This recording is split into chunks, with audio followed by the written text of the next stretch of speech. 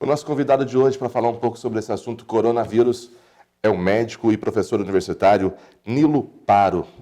Doutor Nilinho, como é conhecido aqui em Andradas. Doutor, seja muito bem-vindo e obrigado por aceitar o convite para trazer informação para a comunidade de Andradas. É um prazer poder ajudar, é um poder esclarecer o pessoal, esclarecer a cidade e todo mundo que acompanha a TV Andradas. É um assunto de muita preocupação para todo mundo, para a gente da classe médica, para a gente que trabalha na linha de frente em UTI. Eu sou intensivista no Hospital Santa Lúcia, tem 10 anos. E como médico da cidade também, e como filho idoso que a gente tem contato e tudo mais. Tá? Doutor Nilinho, a gente vê muitas pesquisas, muitas informações a todo momento. O que o senhor pode trazer para quem tem em casa de informação sobre essa doença, das pesquisas? Como está isso hoje? O senhor vem acompanhando aqui em Andradas, em Poços, através dos contatos do senhor. Bom, primeiramente, só para esclarecer, o Covid ou o coronavírus é uma doença que teoricamente surgiu numa cidade da China, ou o primeiro paciente, ou os primeiros pacientes apareceram lá, na cidade de Wuhan lá, e a partir daí eles começaram a observar que um grande número de pacientes começaram a desenvolver um estado gripal, e esse estado gripal evoluía para um quadro de pneumonia viral, com uma evolução muito rápida e com um alto índice de gravidade. A princípio o pessoal ficou perdido, começou a trabalhar intensivamente nisso, e aí as pesquisas foram vindo, os casos foram evoluindo e saindo da China para a Coreia do Sul, para a Ásia, Irã, Itália, que é o lugar que a gente vê aí todo mundo falando de alto índice de letalidade, e agora chegou aqui para a gente. Os trabalhos mais recentes, ou os trabalhos que a gente tem a respeito do vírus, ainda são de pouca estatística, mas de grande valia, porque demonstram que o coronavírus ele tem uma alta propagação, ao invés dos outros vírus da gripe normal, que um paciente passa para outro, um paciente passa no máximo para 2, e o coronavírus ele consegue de um paciente atingir até 4 pessoas. A grande complicação do coronavírus é que em um certo grupo de pessoas, idosos, pessoas que têm doenças associadas, hipertensão, diabetes, problema no coração, problemas pulmonares crônicos, essa pneumonia que ele se desenvolve, ela se torna uma forma muito grave, é o que a gente chama de pneumonia intersticial, e ela acaba comprometendo o sistema respiratório e o paciente acaba necessitando de ventilação mecânica. Na maioria das vezes, o próprio sistema imunológico da gente consegue vencer ele, mas num paciente que já é debilitado por esses fatores, isso se torna grave e acaba levando a uma letalidade muito alta. Essa é uma doença, pelo que a gente vem acompanhando, que ela ataca em vários setores. Tem essa questão da pneumonia no pulmão, mas já vi casos também no rim, insuficiência renal em alguns casos. A insuficiência renal ela acaba vindo como uma consequência desse quadro viral. O que acontece é que quando o vírus se instala lá no pulmão, o sistema nosso de defesa produz uma inflamação muito grande, que é a nossa resposta a qualquer agressão, e essa inflamação vai levar a uma desordem orgânica imensa. Existem relatos de instalação do vírus no fígado, existem relatos da instalação do vírus até no coração, causando miocardite, hepatite, e como consequência desse desequilíbrio total do corpo, pode levar à insuficiência renal. E o paciente precisar de diálise e tudo mais. Então são consequências graves num paciente já debilitado, associado a esse tipo de ventilação, a esse tipo de respiração artificial ou por causa da pneumonia viral. Tá? Essa é uma grande dificuldade hoje, a questão. Por isso que as pessoas pedem, todos os médicos orientam a comunidade a ficar em casa. Se tiver um número muito grande de pacientes que venham a se agravar, não tem esse respirador para atender todo mundo, né? O Brasil ainda tem um número de leitos de UTI por habitante maior até do que muitos países, digamos, desenvolvidos, tá? Mas não é suficiente.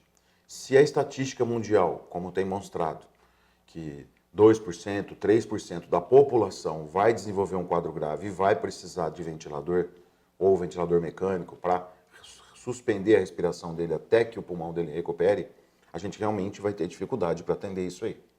Então, a grande preocupação agora e a grande batalha agora é conseguir esses ventiladores e conseguir unidades onde a gente possa tratar isso aí.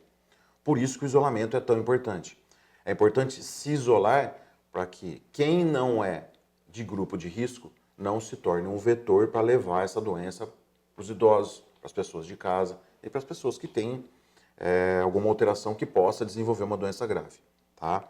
A gente sabe aí de consequências econômicas, consequências políticas, sociais do isolamento.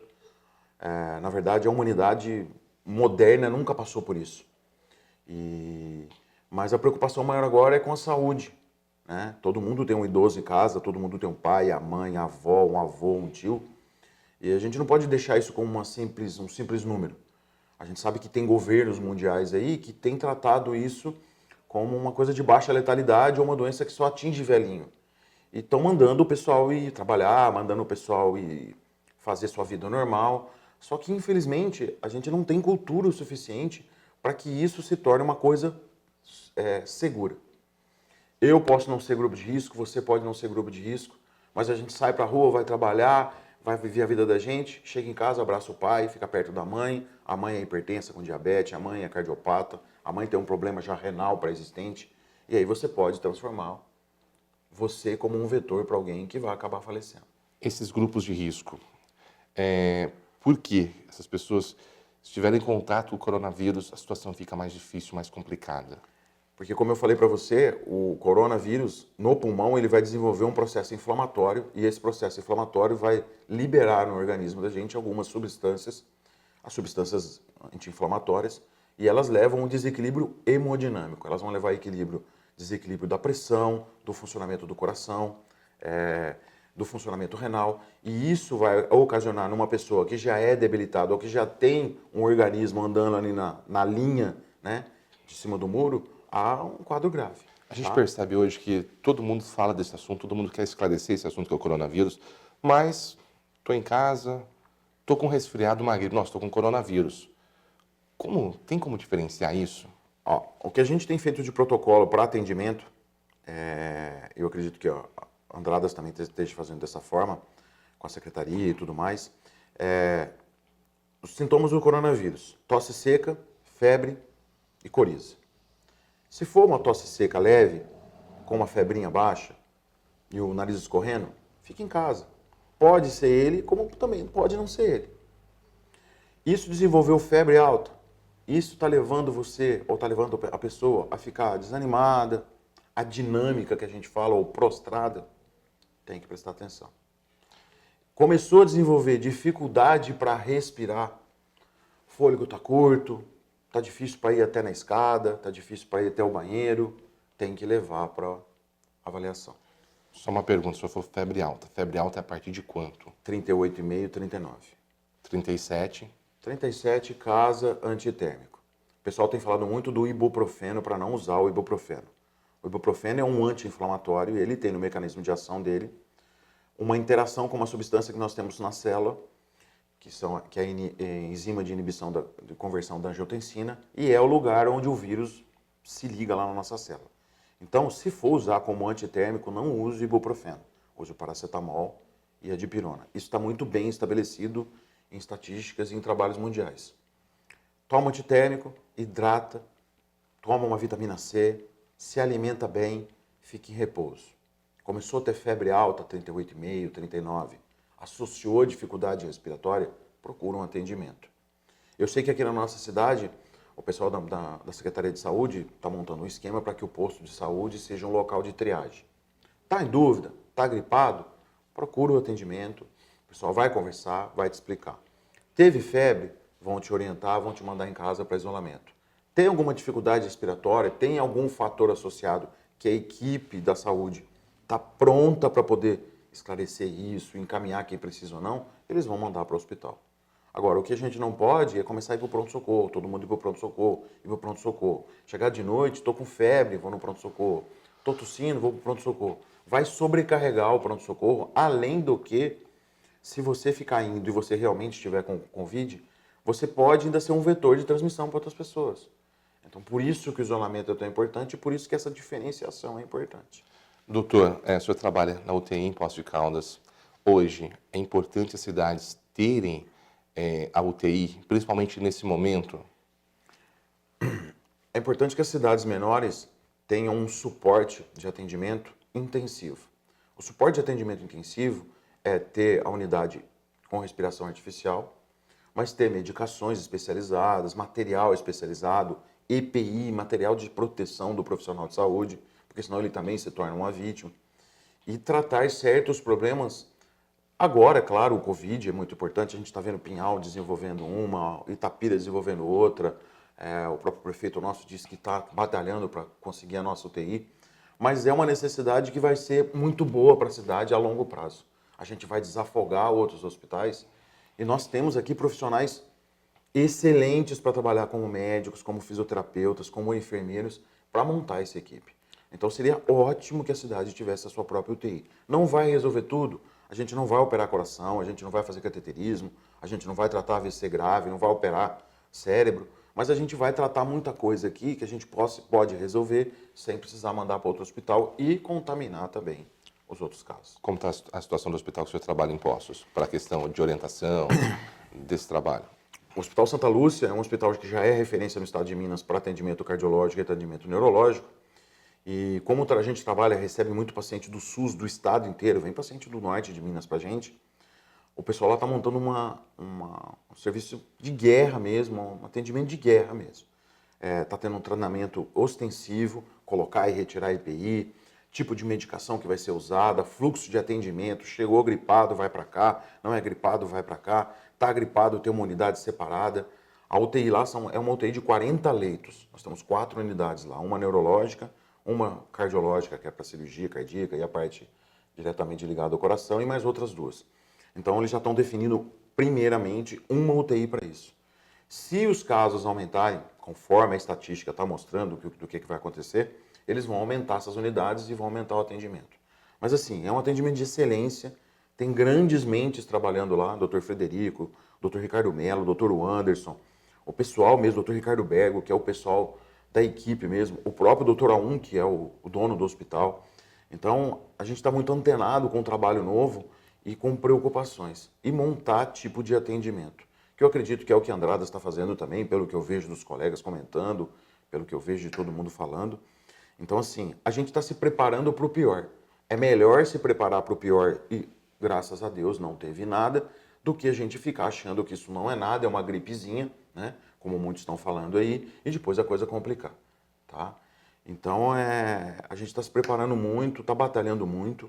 Eu escutei uma frase de um amigo meu, médico, excelente lá, o Ricardo Bergo, dizendo assim, nessa hora agora, pessoal da saúde, quem não está com medo está ansioso. Quem não está com medo e não está ansioso está muito mal informado. Então, a gente tem que tomar cuidado, tem que se proteger, tá? Nos proteger, para a gente proteger as pessoas que estão ao nosso redor. A Organização Mundial de Saúde soltou uma nota dias atrás no Facebook que virou até um boom imenso, dizendo que crianças podem ficar doentes por causa do coronavírus. Pode, mas o que a gente vê desde lá da China é que as crianças elas têm uma imunidade tão grande que o quadro delas é geralmente leve, a não ser que ela tenha algum problema, um problema neurológico de nascença, um problema pulmonar grave, algum problema cardíaco congênito. Tirando isso, teoricamente, as crianças estão protegidas e vão ter um quadrinho leve, como um resfriado, tá? Mas podem ser vetores, então por isso que a gente tem que tomar cuidado. Tá? Doutor, passou essa fase, superamos tudo isso, 2021 voltou. O organismo da pessoa ela já criou essa imunidade, essa resistência, se a pessoa não tomou a vacina ou não? Ó, a primeira questão é o seguinte, a vacinação contra o H1N1 que está rodando aí, ela é importantíssima, porque o H1N1, ele tem uma letalidade alta, talvez até um pouco mais alta do que o coronavírus, porque ele pega a faixa etária mais nova. Quando você toma a vacina e você se vacina contra H1N1, a gente tira um vetor ou tira um patógeno da lista. Ficou gripado, tá grave, vacinou, não é H1N1, a gente vai pensar no corona. Se o vírus do corona, se o Covid-19 se portar como o vírus da catapora, o vírus do sarampo, o vírus da cachumba, você vai pegar ele, você vai desenvolver uma imunidade contra ele, vai produzir teu anticorpo e esse anticorpo vai ficar guardado igual uma chavinha dentro do teu corpo. Ponto. A gente não vai mais pegar isso nunca mais. Mas o vírus pode se comportar como o vírus da gripe. E cada ano ele mudar, e sempre que ele mudar, ele se transformar numa nova doença. Então a gente não tem certeza ainda, ninguém tem certeza ainda, não existe nenhum trabalho grande, porque nós não vimos esse vírus se comportando ainda para saber se ele não pode voltar o ano que vem. E esse é o grande temor de todo mundo. Normalmente, os vírus, quando eles entram num universo, ou eles entram num meio, eles são muito fortes, porque eles querem transmitir e eles querem perpetuar a espéciezinha deles. Com o tempo, eles começam a diminuir essa virulência, ou essa força que eles têm de produzir infecção, porque eles se sentem donos do lugar. Então, teoricamente, no próximo ano, se o Covid voltar, teoricamente, ele pode ser um vírus fraquinho que vai fazer uma resfriadinha. Mas a gente não sabe ainda como é que ele vai se portar. Então, por isso que é muito importante. Doutor, provavelmente até o final do ano, até o começo do ano, eles vão acabar desenvolvendo uma vacina para ele. E talvez vai virar igual a vacina do H1N1. Todo ano a gente tem que se vacinar. Só para a gente finalizar uma pergunta, o senhor está com a luva, a máscara na mão, a gente vê muitas pessoas na rua andando de máscara, com luva. Devem usar ou deixar esses equipamentos para os profissionais da saúde? Porque são produtos que estão em falta. Eu vim exatamente com a máscara na mão para poder explicar isso aí. A máscara, ela, teoricamente, esse tipo de máscara, ela te protege relativamente. Ela não vai te proteger se ela estiver molhada, ela não vai te proteger se ela estiver rasgada, ela não vai te proteger se você estiver com ela aqui, ela não vai te proteger se você estiver com ela aqui. A máscara ela deve ser usada em locais onde há um grande número de pacientes contaminados ou teoricamente contaminados e que você vai tentar se proteger para que você não pegue. Mas, na maioria das vezes, a maioria das máscaras, ela protegem que você não passe para outra pessoa. Então, andar na rua com a máscara, andar na rua com luva, não protege. Sem falar que a melhor forma de proteger é lavar a mão. Álcool gel, mas lavar a mão mesmo. Aí você põe a luva de borracha e fica andando pela rua com a luva de borracha, suando por baixo. Tira a luva de borracha, tua mão continua contaminada. Não adianta nada. E a gente sabe que está faltando máscara, a gente sabe que o mercado inflacionou demais por isso. Tem ações dentro do Ministério Público para até punir quem está cobrando caro por isso, mas está faltando, está faltando. O EPI mesmo, a máscara que a gente usa, que é aquela máscara de proteção grande mesmo, para o hospital mesmo, está tendo dificuldade para encontrar. Então, se você tiver uma máscara, guarda ela, só usa ela se você começar a ter sintoma gripal, para você ficar perto da tua família, ficar perto de alguém, tá? Mas não adianta ficar andando com ela para rua. Se você vai no supermercado, também não é para ficar aí no supermercado e ficar em aglomeração, mas se você precisa ir no supermercado e você tem uma máscara, vai e coloca a máscara. Você protege as outras pessoas, tá? Talvez até muito mais do que se proteger, tá? Doutor, muito obrigado pela sua participação, por atender o nosso pedido. E como eu falei no começo, a próxima entrevista a gente vai falar sobre música, tá? Muito obrigado. Claro. Obrigado a vocês. Se cuidem todo mundo, tá? Mantenham o isolamento. A gente está vendo notícias aí que é para o pessoal voltar a trabalhar, fazer suas coisas. Como médico, eu vou dizer para vocês, não façam isso ainda não, tá? Vamos esperar mais um pouquinho, vamos ter um pouquinho mais de certeza que a coisa já diminuiu. Na Itália está morrendo muita gente, muita mesmo, tá? E a gente tem que proteger a nossa população, tem que proteger quem ajudou a formar a nossa cidade, quem ajudou a formar o nosso país. Eles merecem toda a nossa consideração e nossa ajuda, tá bom? É um prazer, muito obrigado, fiquem bem. Nosso convidado de hoje foi o médico Nilo Paro, o Dr. Nilinho.